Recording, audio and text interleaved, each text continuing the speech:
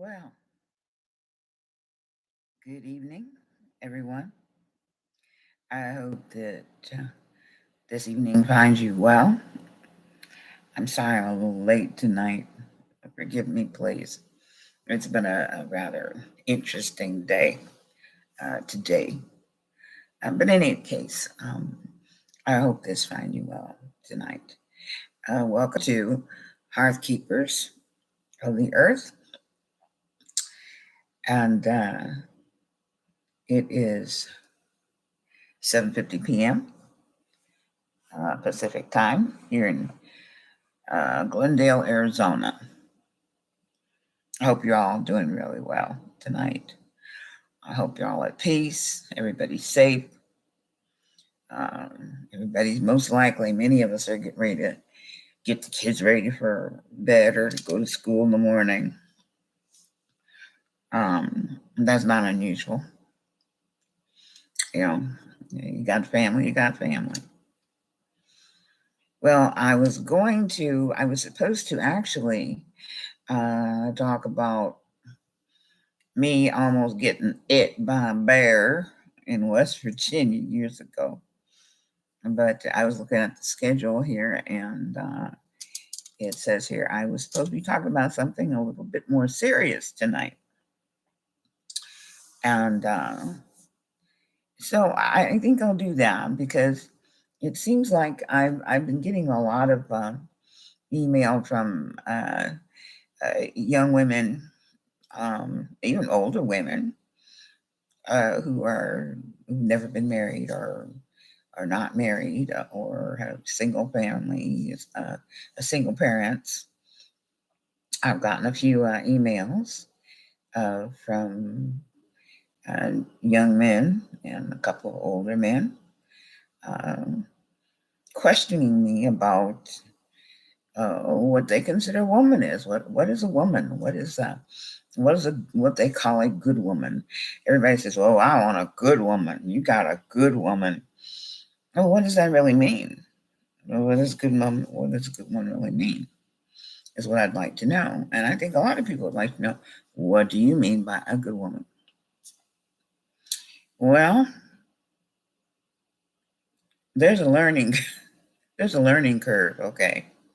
Um, Most women don't understand about being a woman if their mothers themselves, if their mothers did not know how to be good women to themselves.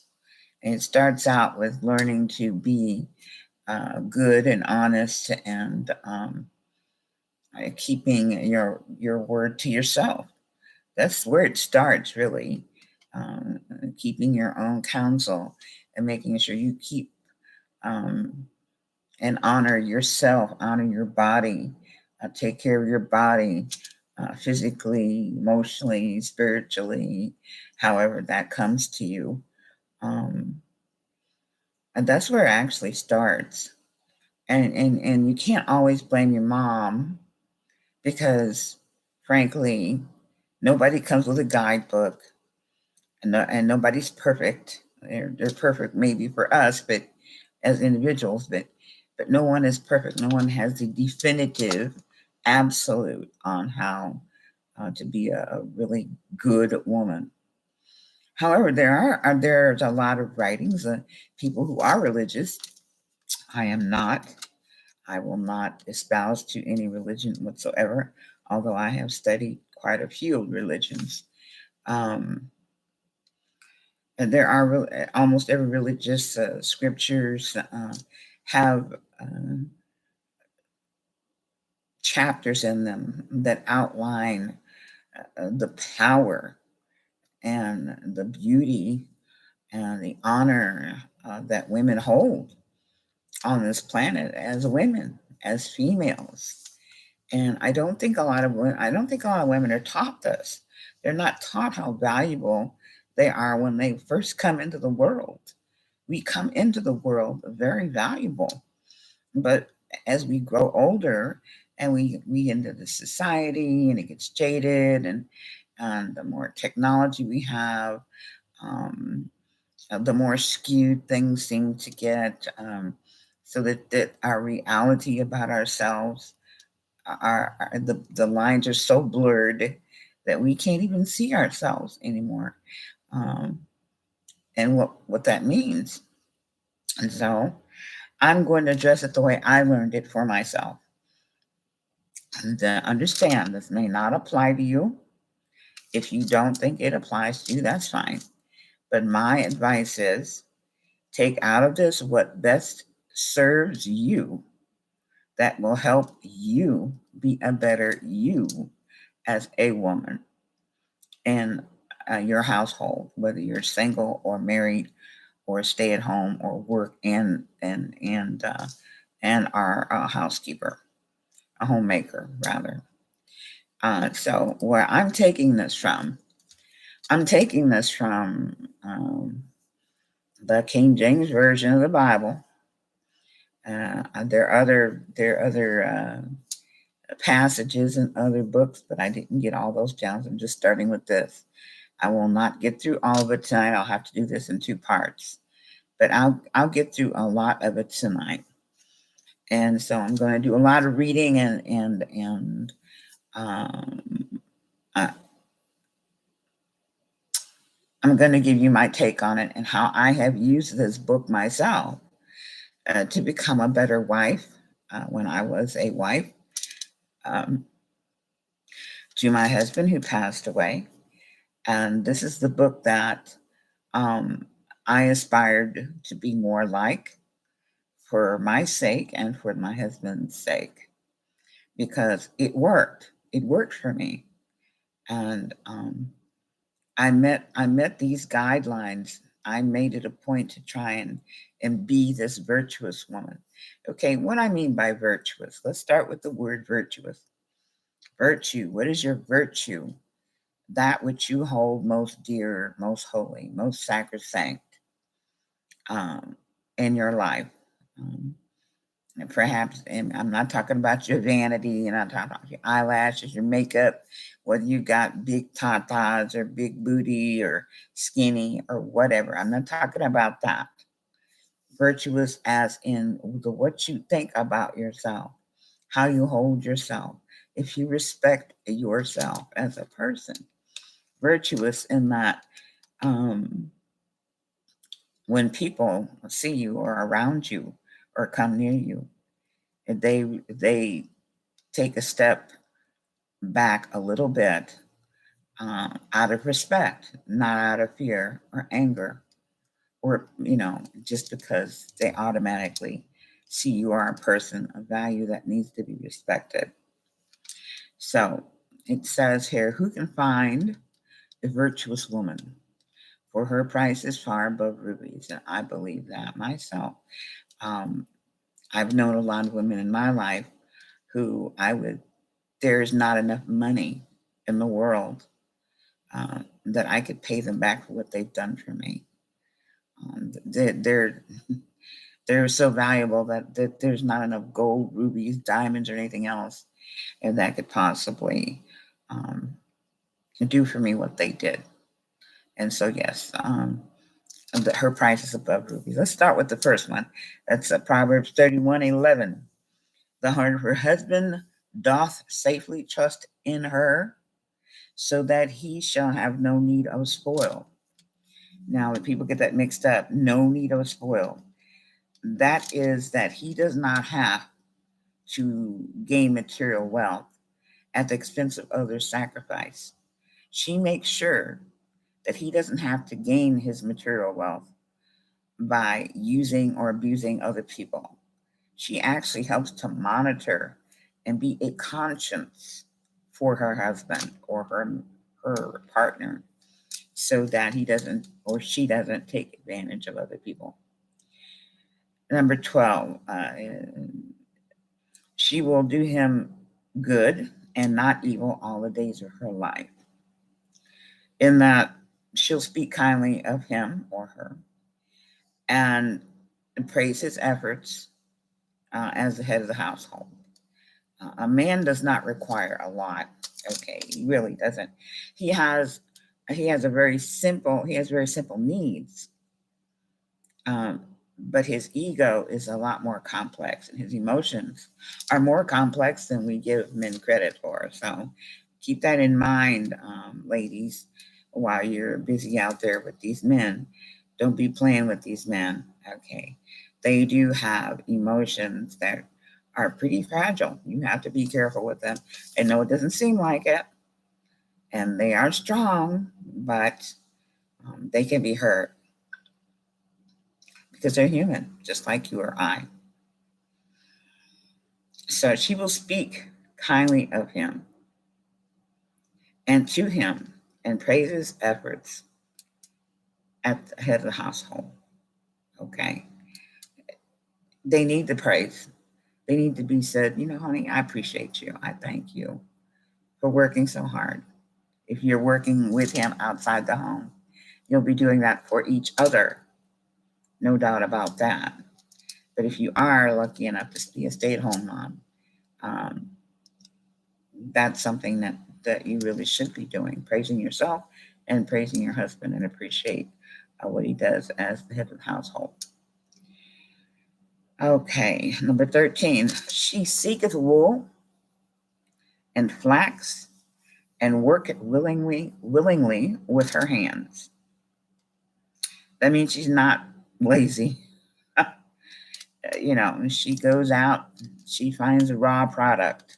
Okay, she finds some raw product, and then she works that product uh, so that she can do something with it, and make something out of it, to help her or her family, whether it be making clothes or selling it. And that means she's not lazy, and she doesn't bear any grudges against, oh, I shouldn't have to do this. No, she doesn't do that. She doesn't bear any grudges against the work she does, because she knows it's extremely valuable and absolutely necessary for the working of her home, and for the peace of her home. Number 14. She is like the merchant ships. She bringeth her food from afar. Now, here's one that's close to my heart, uh, in that a virtuous woman chooses wisely how to find and buy the best food for her family and the people in her household that she can, to best sustain them. Okay. And if that means she's got to go next to the next village to do that, she'll do that. But she'll bring it back. Okay. She brings it back and makes sure that everybody has what they need, and her family and her household is well provisioned. Okay. Number 15. She riseth also while it is yet night, and giveth meat to her household, and a portion to her maidens. Now, in that day and age and time, many of the households had young women as servants, and yes, they were slaves, but I'm not going to get into that. But the virtuous woman always made sure everyone was cared for equally and properly, through her efforts to make sure that everyone had food, everyone had a bed to lay in, everyone had clothing to wear, everyone had shoes, everyone made sure that they had enough food to eat to carry out their duties throughout the day, that everyone was respectful and did not mistreat one another. She made sure that everyone got what they needed: food, shelter, and respect. This is very powerful. Women are not just there to be there. We're not just there to be laying on our backs having sex. There's so much more to us than we give ourselves credit for, and people have perverted and warped. Number 16. She considereth a field and buyeth it. With the fruit of her hands, she planted the vineyard. She's an entrepreneur. Guess what, ladies? Yes, you can be a housewife and an entrepreneur. This woman, the virtuous woman, is an entrepreneur and a farmer, and She bought the land and planted the fruits to make the wine for her tables. In that day and age, um, they drank wine, but not fermented. It was not, most of the religions did not drink fermented wine. It was really basically juice, but it was not fermented. But a virtuous woman could see the value of a piece of land, and would save up her money or take a portion of the money her husband gave her, and she would go out and buy that property, that land. And she would plant on that land a vineyard, because she knows that vineyard would not only provide for her family the wine or juice they needed for Shabbat and for their holy days, or whatever, but also to sell, to make money. And once again, she's doing multitasking. She's providing for her family on one hand. On the other hand, she is an entrepreneur. I think that's great. Talking about a tough lady. I mean, she's got it going on.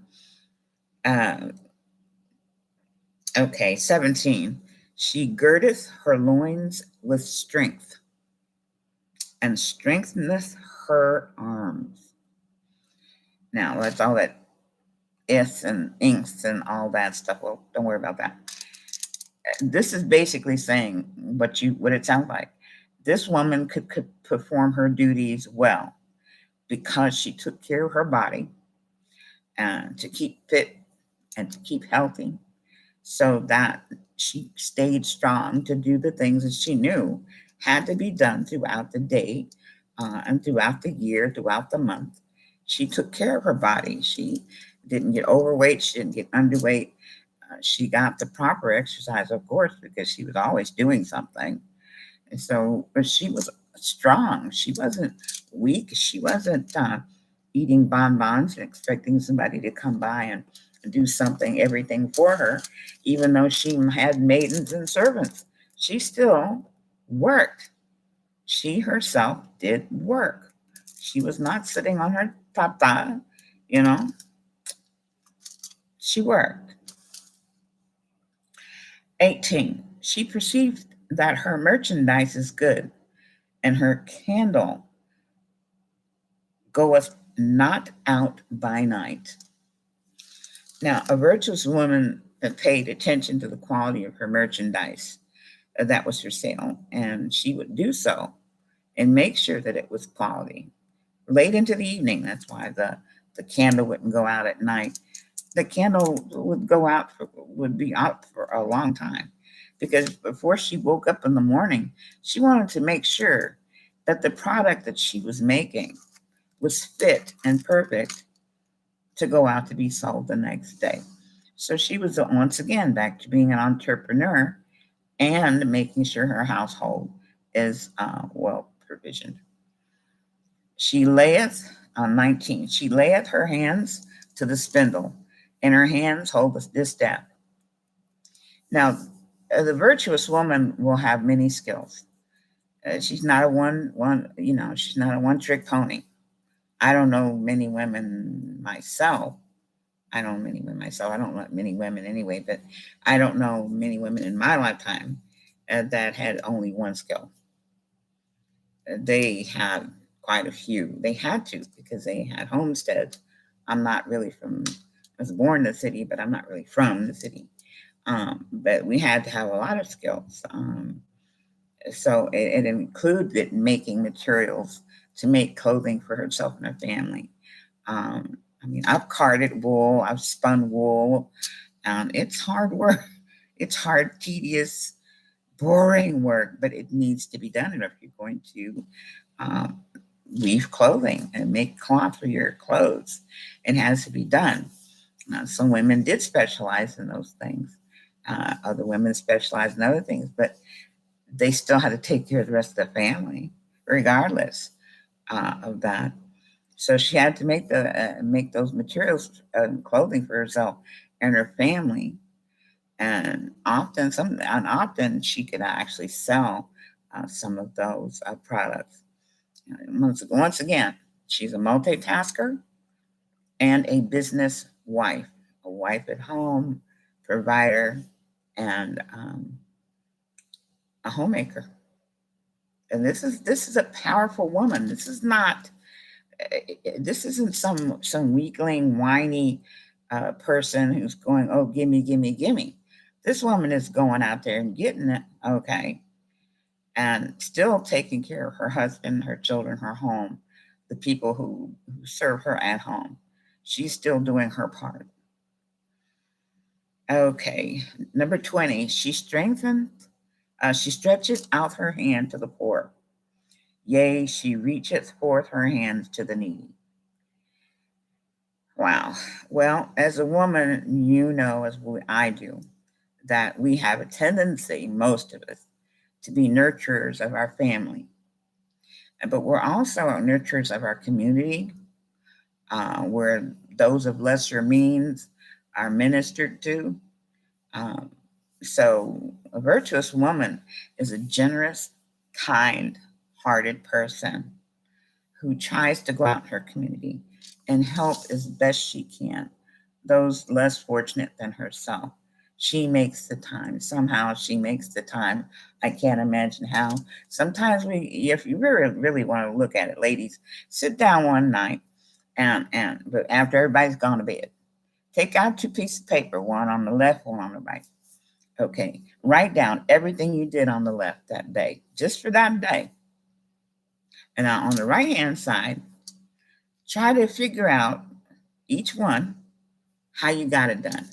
How long did it take you? You got it done. All this stuff on the left, you got it done.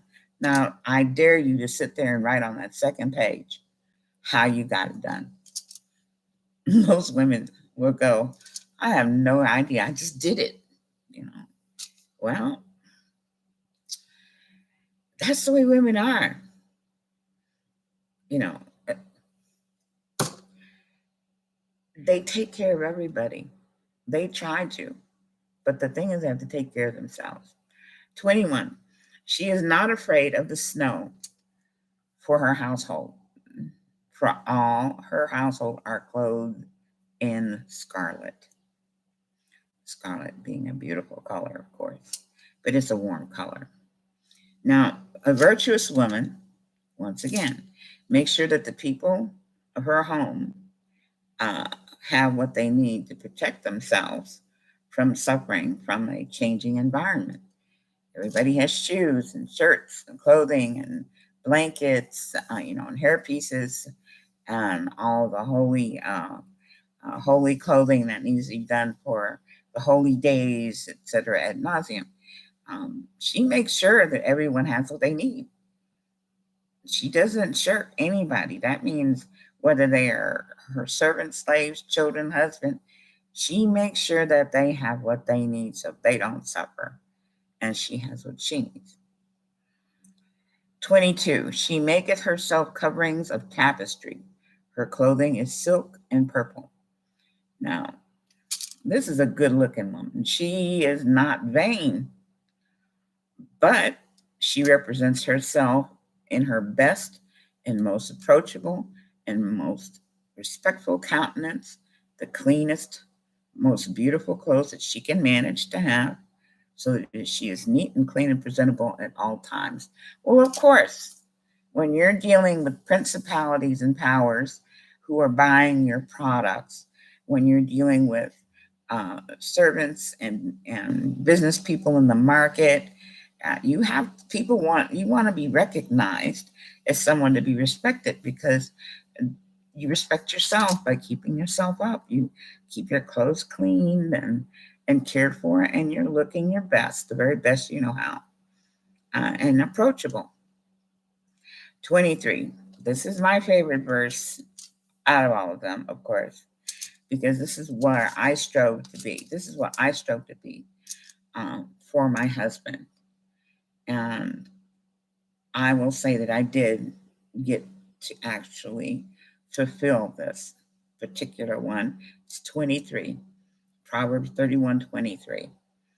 Her husband is known in the gates when he sitteth among the elders of the land.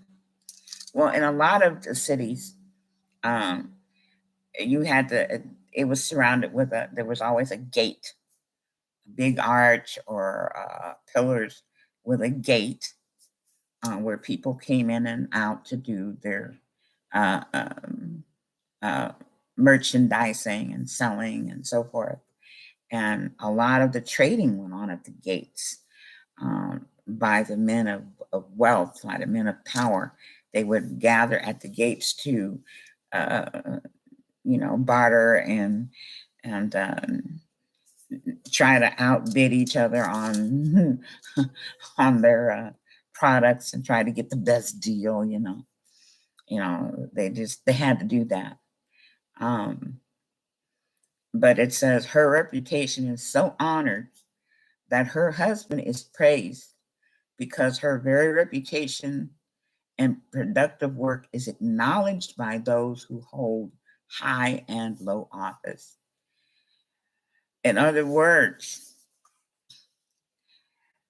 when when people saw my husband or met my husband without me, he would often come home and tell me and love me and smile and kiss my face and say, so and so I met today. Oh, really? You did? They asked me, isn't that isn't that isn't that Mama B's husband? Yes. They knew me by my work. They knew me by what I did with my hands, by my painting, my building, my gardening, my canning. They knew me, and they recognized and honored my husband because they knew about the work of my hands. They knew about the work of his too. But when it came right down to it, he was lifted up. I lifted him up before me, and he was recognized because of me. And I wanted that so much. And I actually managed to do that. Um, I didn't manage to do everything in here, but I did manage to get that one done. Number 24, she maketh fine linen and selleth it, and delivereth girdles unto the merchant. Strengthen and honor are her clothing, and she shall rejoice in time to come. We're talking about being an entrepreneur again and having an entrepreneurial spirit and enjoying it, enjoying doing these things and reaping the fruits of your labor and not being ashamed of it, but not neglecting your husband or your family or your home, but being able to do many things for many reasons so that your home is maintained. And that's powerful. We're much stronger than we we allow ourselves uh, to to believe. We are not like men. There are things that men can do that we just can't do. Okay, I mean, I helped my husband build houses. Okay, um, and I did things that I probably should not have done. I'm paying for it now. Trust me. Um, Things like picking up big rocks and playing around with cement all day long. And there are things that you just really shouldn't do as a female, physically, physiologically speaking. There are things that we shouldn't do because it wears on us so badly. And we're not really built for certain things anyway. Our upper bodies, we can strengthen our upper bodies, very much so. We can power lift, we can do all those things. But there's a price. There's a price for everything, ladies. There's a price for everything. Number 26. She openeth her mouth with wisdom, and in her tongue is the law of kindness. Okay, this is the last one I'm going to read for this one tonight. I will continue this another day, but this is the one that gets women in trouble. This is the one that keeps men from approaching women who are ready to settle into a lifestyle, who really want to. And I'm going to put this out there for you guys to yammer about. You can write me in my emails and disagree or agree, doesn't matter. You're free to speak freely with me. With respect, please. But submission does not mean control. Okay, ladies? I'll look that up and start studying that. Submission does not mean control. Submission has nothing to do with control. All right. Just put that there. Number 26, and the last one for tonight, and I'll continue on another day. She openeth her mouth with wisdom, and in her tongue is the law, Law, of kindness. Kindness. A virtuous woman does not need to curse, scream, yell, or verbally abusive, or demanding to move anything that needs to be moved, or disciplined, or guided, or requested. She doesn't need to do any of that. A virtuous woman has no need to be passive aggressive, abusive and toxic, and screaming and hateful and mean and overly demanding because she has unrealistic expectations. A virtuous woman knows her limitations, and we all have them. A virtuous woman loves herself enough to say, I need the rest. I'm going to get the proper rest. Yes, I might stay up late at night, but not too late. I have to rest, or else I can't do what I need to do for the next day. A virtuous woman will take care of her body, will dress modestly. You can still look very beautiful and even sensuous without having everything hanging out. Okay, you don't have to have your breasts hanging out, your butt hanging out. You don't have to have a lot of makeup on.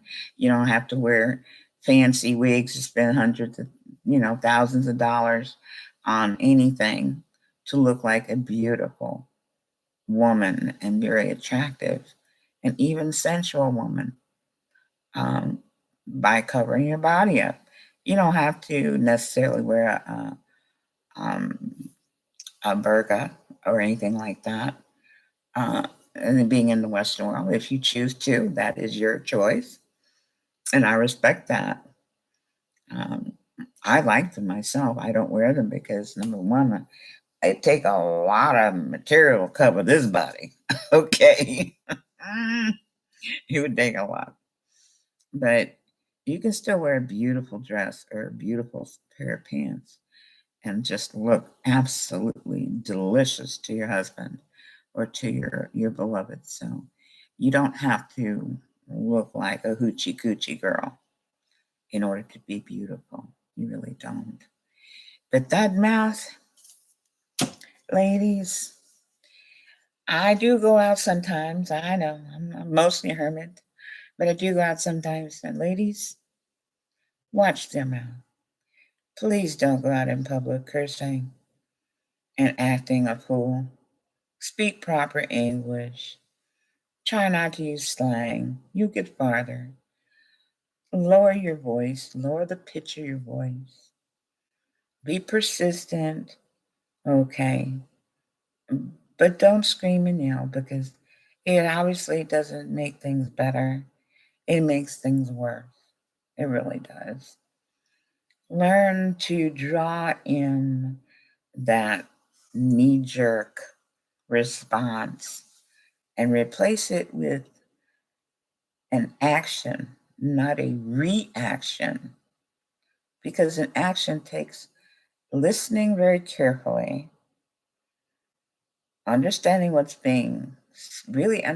being said, and then reacting because you've thought out what you need to say and the point you need to get across. So yes, that 3126. I think almost every woman could use a little bit of help with that one. Watch your mouth, ladies. That mouth has power. It can do more than just hurt someone's feelings. It can ruin lives. Be careful with that mouth, okay? Well, anyway, that's the end for me tonight. Thank you for coming if you've been here live tonight. Thank you very much for being here if you've been here. Um, I hope I get to uh, see you folks again if anybody's come in or sees this later on. Drop me an email. I think my email's in there somewhere. And give me an idea. So we'll finish up this the next time I come on. We'll finish up Virtuous Woman the next time I come on, and hopefully I'll have enough time to tell you about how I almost got ate by a bear. Yep, how I almost got ate by a bear in my God, West Virginia. My God, West Virginia. What a beautiful place, West Virginia. Oh my goodness. If you get a chance to go to West Virginia, if nothing else, just to drive through, maybe do a camp out, please do. It's absolutely beautiful, beautiful, beautiful place. In any case, I'm out of here, folks. It's good to see you. I'm glad that you're here. You're still doing what needs to be done. So, for us hearth keepers of the earth, I bid you good night and sweet dreams, and please be kind to yourself and someone else in your days to come. Good night.